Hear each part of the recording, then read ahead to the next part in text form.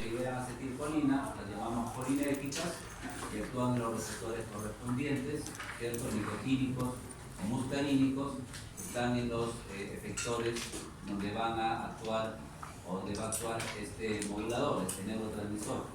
Y cuando hablamos de noradrenalina, podría ser también epinefrina, hablamos de neuronas adrenérgicas que actúan en adrenoceptores, ¿no? Que están también en los efectores viscerales, ¿no? Músculo liso, glándula, músculo cardíaco. Para considerar qué es lo que sucede cuando se produce una activación de la neurona presináptica, sabemos de que la despolarización apertura canales de sodio dependientes de voltaje, y a su vez apertura canales de calcio también dependientes de voltaje, y este calcio que ingresa va a interactuar con el llamado complejo SNER. El complejo SNER tiene proteínas como la sinaptobrevina, pero la más importante, la sinaptotasmina, que es un sensor de calcio. Entonces el calcio que ingresó a través de este canal de calcio que se ha aperturado por el voltaje se une a la sinaptotasmina y genera entonces una atracción entre la vesícula sináptica que contiene el neurotransmisor y la membrana celular. Se fusionan ambas membranas y se produce la salida del neurotransmisor. En el caso de lo que estamos viendo acá es que este neurotransmisor puede actuar en dos tipos de receptores. Cierra la puerta, pongo acá, ¿no? Ahí no cuida. Ya cierra. Este neurotransmisor puede actuar a nivel de un receptor ionotrópico. Sería, por ejemplo, el receptor nicotínico. Unida la acetilcolina, por ejemplo, a este receptor, se apertura el canal de sodio y se produce una despolarización y una activación en la célula o tejido que está a nivel postsináptico. Podría ser una neurona postsináptica. Si habláramos de un ganglio autonómico, como el que está acá, habría un receptor nicotínico NN para una neurona postsináptica, que se comportaría así, pero podría también ser músculo esquelético, ¿no? El sitio en el cual se va a producir esta respuesta. Y es posible también que la misma acetilcolina pueda actuar en un receptor metabotrópico. Hablaríamos de un receptor M3, ¿no? Que podría estar en el músculo liso, ¿no? Que está siendo activado por una terminación colinérgica. Este receptor metabotrópico tiene su proteína GQ, que ya sabemos más o menos cómo funciona. Tiene una enzima sobre la cual va a actuar la proteína GQ, que ha sido una pregunta del examen. Normalmente las proteínas GQ activan enzimas, en el caso de la demilatrociclasa, enzima, y esa enzima activada a su vez genera un segundo mensajero que es el AMP cíclico. Estamos hablando de una respuesta metabotrópica a acetilcolina actuando en un receptor muscarínico. Este puede ubicarse en músculo liso, puede ubicarse en glándulas, puede ser un M2 en músculo cardíaco, como vamos a ver más adelante, ¿no? En tejido cardíaco. En cuanto a lo que es la acetilcolina, sabemos que se forma a partir de estos dos precursores. Acá está la colina acetiltransferasa. Una vez formada la acetilcolina se almacena en vesículas. Ya sabemos que mediante el complejo SNER, que trabaja con calcio, se va a liberar. Y una vez liberada, la gran mayoría es destruida por acetilcolinesterasa. La colina se puede reutilizar. El acetato puede ir a otras vías metabólicas. La acetilcolina liberada puede modular su propia liberación básicamente usando receptores M2 presinápticos. Estos receptores M2 van a estar acoplados a proteína GI, van a disminuir el AMP cíclico, va a haber menos calcio en esta terminación nerviosa y por lo tanto va a haber menos salida de acetilcolina. Eso sería lo que sucede con el receptor M2 presináptico regulador de la liberación. Una vez que la acetilcolina está en condiciones de interactuar con su receptor, fue liberada para interactuar con su receptor, obviamente esto puede ser una neurona postganglionada y esto será un receptor N sub N. Puede ser músculo esquelético y esto será un receptor N sub M, que a veces le llaman algunos libros N1 y N2 respectivamente. Puede ser receptores muscarínicos, M1, M2, M3. El M1 está en el plexo mientérico, está en el sistema nervioso central. El M2 es el que se encuentra a nivel del sistema de conducción del corazón. También hemos dicho que está presináptico, estamos hablando del tejido blanco. Y el M3 es uno de los más abundantes en todos los músculos lisos y en las glándulas en general tenemos receptores M3. Cuando hablamos de lo que sucede con las catecolaminas, el precursor, sabemos que la tirosina, hay una hidroxilasa, hay una descarboxilasa, que se vio en bioquímica. En todo caso se forma la dopa, luego la dopamina y a continuación la noradrenalina. La noradrenalina puede convertirse en adrenalina luego, es posible, pero a nivel de las terminaciones adrenérgicas, ¿no? Es esencialmente noradrenalina lo que se libera. Ha quedado claro que para hablar de adrenalina estamos hablando esencialmente de la médula suprarrenal. Entonces, formada la noradrenalina, igual se almacena en vesículas, el mismo proceso dependiente de calcio y SNER, y va a liberarse la noradrenalina. Parte de la noradrenalina sufre una recaptación, y esa es una diferencia con la acetilcolina, que no se recapta, prácticamente todo se destruye y avisa para su liberación, pero esencialmente hay una destrucción. Aquí hay una recaptación en niveles que pueden ser importantes, ¿no? Que pueden ser regulados inclusive con unos medicamentos, pero hay recaptación, se puede volver a utilizar, no se desperdicia o se destruye todo. Otra parte puede sufrir metabolismo. Las enzimas correspondientes, ustedes las encuentran, las conocen como catecolo-metiltransferasa o monoamino-oxidasa. Entonces, esas son las enzimas que encargan de la degradación de las catecolaminas. Y hay también receptores que regulan su liberación. Estos receptores pueden ser auto o heteroreceptores. ¿Cuál es la diferencia? El autorreceptor es un receptor adrenérgico, puede ser de tipo alfa 2 o de tipo beta 2.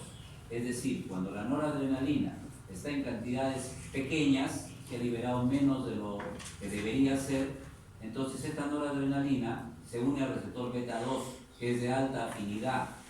Quiere decir que tiene una KM, recuerdan, bioquímica, ¿no es cierto?, baja, ¿no? Le gusta mucho la noradrenalina, entonces si hay poquito, se pega al receptor beta 2 y este beta 2 aumenta intracelularmente el AMP cíclico, abre un canal de calcio, aumenta el calcio, se libera más noradrenalina.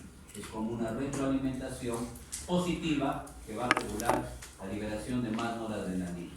En cambio, cuando hay un montón de noradrenalina, por supuesto que se va a unir primero al beta 2, pero las cantidades altas terminan ocupando el alfa 2, que es inhibitorio y que bloquea la formación de AMP cíclico. Ya no entra calcio, ya no hay SNER, ya no hay salida de noradrenalina, disminuye. Retroalimentación negativa vía receptor alfa 2 presináptico. Entonces quiere decir que estos autorreceptores alfa y beta 2, alfa 2 y beta 2, regulan la liberación de la noradrenalina, ¿no? Uno estimulándolo el beta 2, otro disminuyéndolo el alfa 2. Además, pueden haber heteroreceptores. El nombre hetero quiere decir que no es un receptor adrenérgico, es un receptor dopaminérgico. No debería ocuparlo la noradrenalina. Sin embargo, puede tener cierta afinidad y en algunas circunstancias también puede activarlo y significar la entrada de calcio y la liberación de noradrenalina. Pero el mecanismo principal es el de acá. Finalmente, los adrenoceptores o adrenoreceptores, ¿no?, por ahí va la cosa, pueden ser, como muestra la figura, alfa y beta. Por supuesto, hay hasta beta 3. Por clonación hay más subtipos de receptores, ¿no? Y dentro de cada uno de estos subtipos hay más divisiones, pero eso no nos interesa entrar en algo que no es tan frecuente. En todo caso, es tarea de alguien que quiere investigar, sino nos interesa ver lo principal. Entonces, cuando hablamos de alfa, tenemos dos posibilidades. El alfa 1 lo encontramos principalmente en el músculo liso vascular. Ahí es el alfa 1. Y la noradrenalina al activarlo genera vasoconstricción, ¿no? Aumento de la presión arterial. En el tejido cardíaco puede haber, pero no es muy importante. Tendría ciertos efectos activadores, pero es poco relevante, no es muy abundante. Es principalmente en el músculo liso vascular. También es importante en el músculo liso de los esfínteres, ¿no? Tanto los digestivos como el uretral. Y su contracción va a cerrar esos esfínteres. El alfa 2, a diferencia del alfa 1, no aumenta el calcio, no aumenta el calcio vía EQ, que es la proteína G que se utiliza acá, sino más bien está unido a una proteína GI y va a disminuir el AMP cíclico. En el músculo liso, la disminución del AMP cíclico favorece la contracción. Cuando disminuye el AMP cíclico en el músculo liso, se favorece la contracción. De manera de que eso también tiene un efecto de aumentar la presión arterial, sobre todo a nivel vascular. Por otro lado, también sabemos que el alfa-2 está acá a nivel presináptico, en la GI, como hemos dicho, disminuye el AMP cíclico, pero en el tejido nervioso, la disminución del AMP cíclico reduce la entrada de calcio y reduce la liberación del neurotransmisor. Entonces, es alfa-2 en ambos casos, pero a nivel neuronal, el alfa-2 actúa como un inhibidor, ¿no? En este caso de la entrada de calcio, y en el caso del músculo liso, el alfa-2 disminuye el AMP cíclico en el músculo liso relajante, por lo tanto se favorece acá la contracción, ¿ya? Entonces hay que tratar de entenderlo. A veces neurovegetativo genera algunas confusiones por eso que estamos diciendo, pero hay que tratar de entenderlo, de memorizarlo, pero entenderlo también para ver cómo se va a aplicar luego. En cuanto a vectores beta, hay beta 1, beta 2, beta 3, que es principalmente el tejido adiposo, no lo han puesto acá. El beta 1 es esencialmente cardíaco. 80-90% de los receptores beta 1 están en el corazón. De modo de que en el corazón regulan el aumento de AMP cíclico, el aumento de calcio, el aumento de la frecuencia y la fuerte contracción del corazón. Beta 2 puede haber en el corazón, pero ya es poco, 10%, 15%, tiene la misma función que el beta 1. Se encuentra sobre todo en el músculo liso el beta 2, no solamente de los vasos, no solamente de las arterias, sino también del tubo digestivo, de los bronquios, del aparato genitourinario, estamos hablando del músculo defusor, de los uréteres, en el útero, músculo liso, todos esos sitios del músculo liso hay beta 2. El efecto en el beta 2 es activar una proteína GS, al igual que en el beta 1. Pero el aumento del AMP cíclico, lo acabamos de decir hace un momento por acá, sino que la inversa, el aumento del AMP cíclico en el músculo liso relaja. Su disminución obviamente contrae. Su aumento de AMP cíclico en el músculo liso, le han puesto un menos acá, porque significa relajación del músculo liso. Cualquiera, uterino, bronquial, intestinal, ureteral, etc. Y el beta 3, ¿no?, también está acoplado a proteína GS, aumenta el AMP cíclico. Si hablamos del tejido adiposo, está acoplado a la proteína quinasa A, va a fosforilar a una lipasa sensible a hormonas bioquímica y va a producir lipólisis, ¿no?, liberación de ácidos grasos a partir del tejido adiposo. Por si acaso beta 2 también hay en el hígado y va a producir glucogenólisis, ¿no?, vía glucógeno fosforilasa, otra vez algo de bioquímico. En cuanto a la distribución, esto lo podemos aprender de memoria, pero hay que darle una reflexión por ahí, ¿no?, siempre pensándolo un poquito, ¿ya? Han visto que las preguntas no son precisamente solo para responder de memoria, hay que pensar, ¿ya?, hay que analizar un poquito, hay que deducir un poquito, y así son los exámenes, y por eso tenemos mala fama, pero pensamos, ¿ya? Pensamos, no vamos a limitarnos solamente a preguntar si en el núcleo radial hay alfa 1 y marcar si radial alfa 1, ya, marco, sé un montón, no necesariamente, ¿ya? Sabes mucho de memoria capaz, pero hay que pensar también un poco. Entonces, en el iris, ¿no?, tenemos un músculo radial, lo conocen, y un músculo circular, lo vieron en Morfo 1. El radial, obviamente, abre la pupila, alfa 1, Q, aumenta el calcio, se abre la pupila. Eso llamamos, ¿cómo llamamos? Vidriasis, no lo tomamos. En el músculo circular, el esfínter también dice del iris, hay receptores M3, también es GQ, a pesar de que este es alfa y este es M3, ambos trabajan con GQ, por lo tanto ambos aumentan el calcio, que el IP3, el diacil, todo eso que ya saben. Entonces el aumento del calcio, en este caso, va a contraer, como es un anillo, se va a cerrar, eso le llamamos miosis, ¿no? El ciliar no lo meto y con esto, siempre viene en algún examen algo relacionado con ciliar y lo marcan como si fuera el que está en el iris, ¿no? Lo mencionan en la exposición. Este es intraocular, regula el diámetro del cristalino, entonces para la acomodación. Básicamente tiene un control colinérgico, M3, ¿ya? Entonces esto es intraocular, esto no lo vemos y lo vamos a ver mañana en el conejo. Mañana en el conejo vamos a trabajar lo que es movimientos intestinales, vamos a trabajar frecuencia cardíaca y vamos a trabajar ojo, las tres cosas, ¿ya? Eso va a permitir que aprendamos un poquito más. No nos vamos a limitar al ojo, sino también vamos a ocultar los movimientos intestinales y vamos a controlar la frecuencia cardíaca aplicando fármacos colinérgicos y adrenérgicos. Pueden ser bloqueadores o estimulantes, eso lo vemos mañana, ¿ya? Pero hay que repasar sobre todo lo del ojo y lo de corazón e intestino, ¿ya? Para mañana. Avisa por favor, ¿está por ahí? Sí, puertas porque el otro grupo ya se fue, ya no les dije esa cosita para mañana, pequeño avisito. Entonces, en el corazón está claro que el sistema de conducción, sobre todo el nodo sinoauricular, se acelera por un aumento de AMP cíclico, proteína GS, receptor beta 1, y se desacelera por un receptor M2. En este caso es una proteína G inhibidora que va a disminuir el AMP cíclico, pero también puede facilitar la salida de potasio, o sea, hiperpolariza, o sea, hace que la producción de un potencial de acción se vuelva más lenta, demore más, porque está hiperpolarizado. Entonces, o disminuimos el AMP cíclico, que hacía que aumente el calcio, o hacemos que salga el potasio y se hiperpolarice el sistema de conducción. Por lo tanto, taquicardia, bradicardia. Vamos a hablar de los marcapasos ectópicos, son poco frecuentes por suerte, más tienen que ver con arritmias.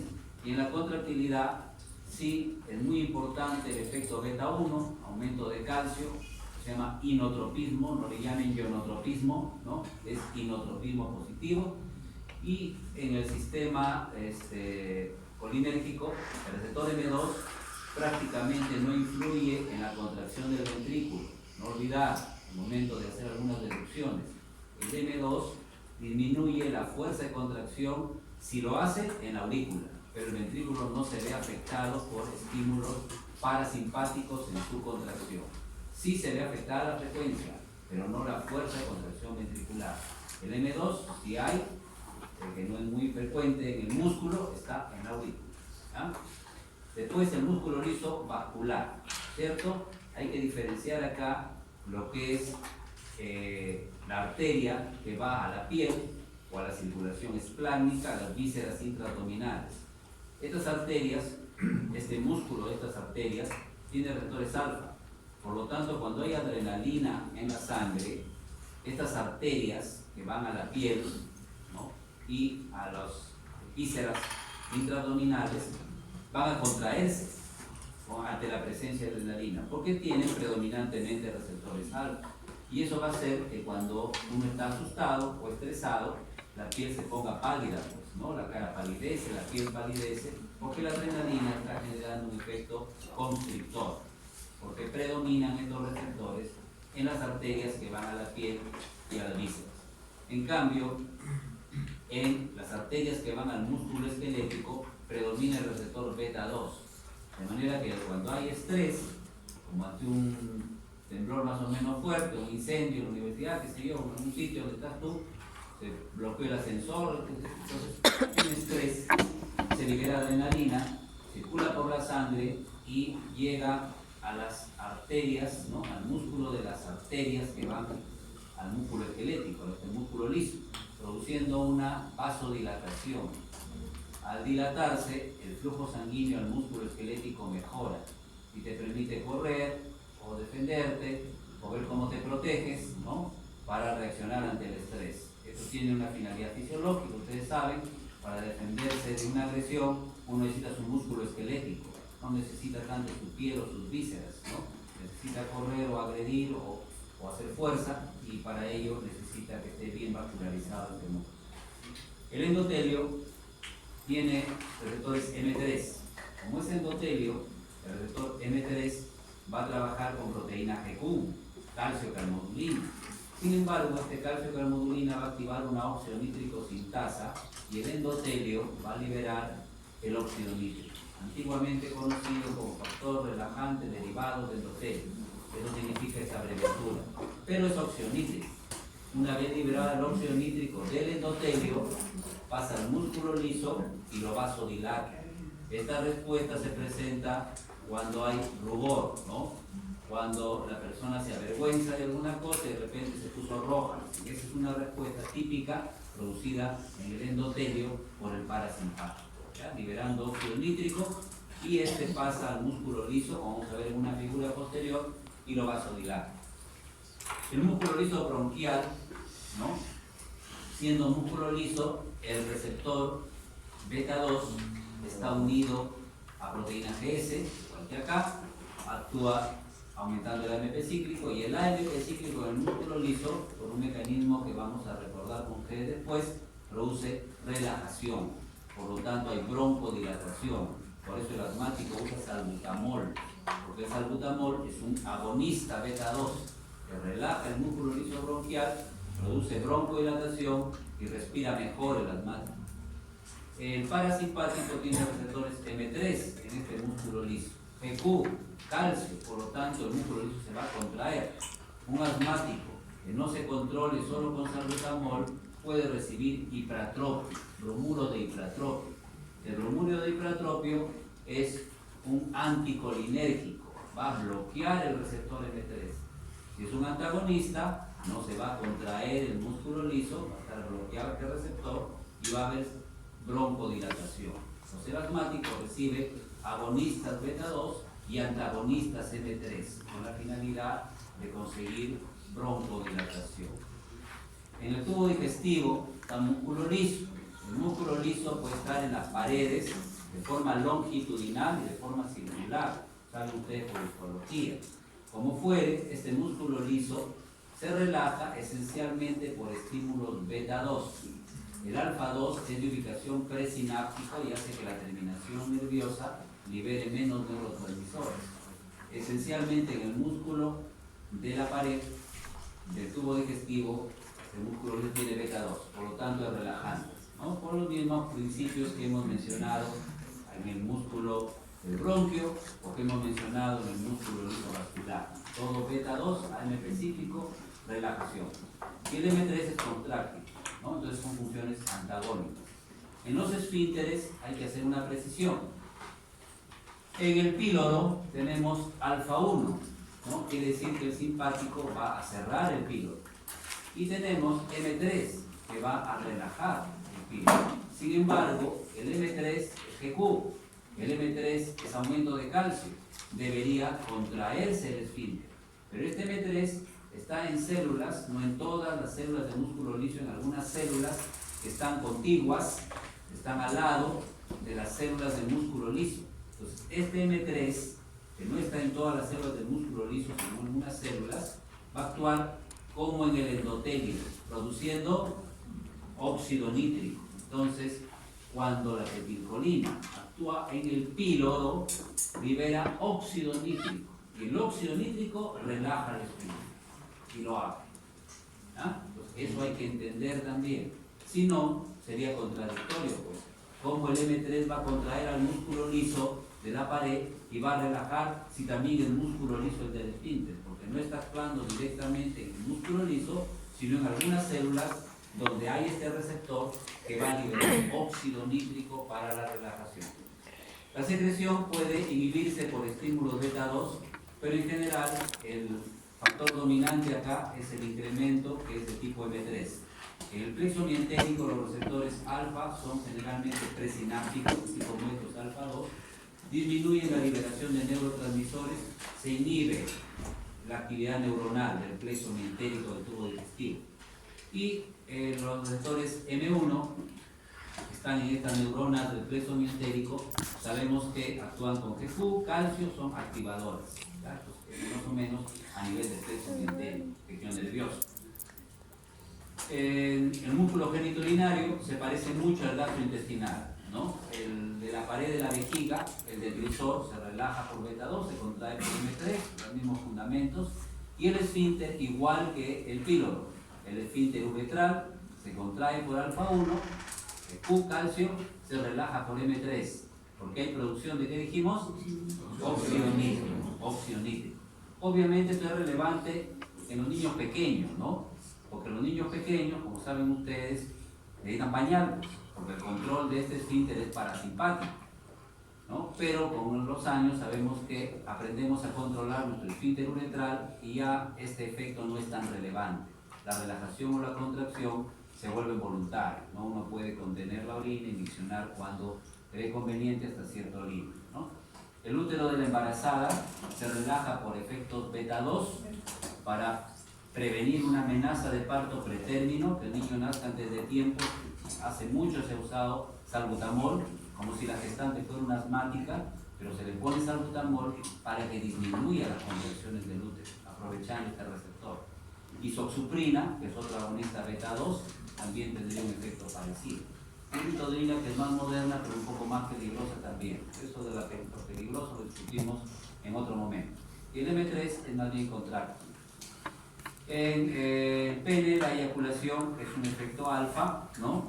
Y la erección es un M3 que libera óxido nítrico, ¿no? Y que genera un aumento de MP cíclico, ¿no? Y por ahí proteinquinasa G, vamos a verlo también un poco capaz en su momento, lo han visto también me parece en Orfo, y mantiene el flujo hacia los cuerpos cavernosos.